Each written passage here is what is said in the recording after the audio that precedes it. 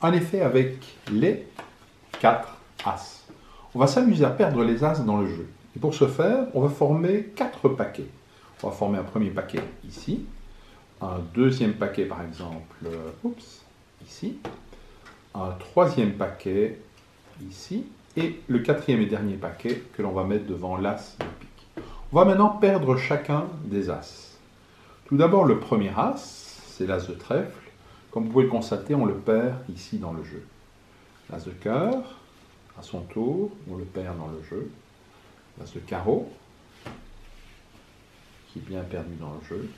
Et enfin, l'As de pique, à son tour, que l'on perd dans le jeu. On peut couper. Et maintenant, mon job en tant que magicien, c'est de retrouver les As aussi rapidement, mais surtout aussi magiquement que possible. Alors tout d'abord, le premier As. On va utiliser ce qu'on appelle une carte indicatrice. Je mets une carte comme ceci, face en l'air dans le jeu, et comme vous pouvez le constater, il y a en effet un 7 qui se retourne.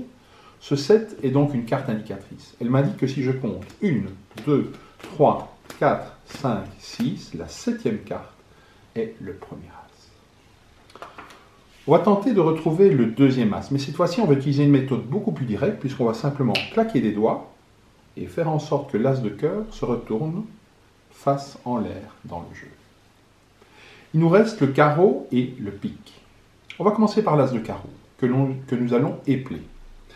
Je vais simplement donc épeler AS pour As, DE pour 2, CARREA, et sur le U, nous avons l'As de carreau. Il ne nous reste donc plus qu'un As à retrouver, et cet As, c'est l'As de pique. On va maintenant procéder par élimination.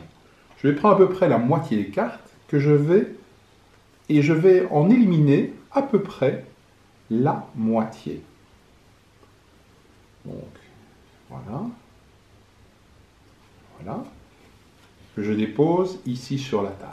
On va recommencer ce principe d'élimination avec ce qui nous reste. On va encore le faire une fois, comme ceci, et encore une dernière fois. Et il nous reste juste une carte, et comme par hasard, c'est l'As de pique. Mais ça n'est pas tout. Car si on regarde ici les cartes que nous avons éliminées, nous avons un roi, une dame, un valet et un 10.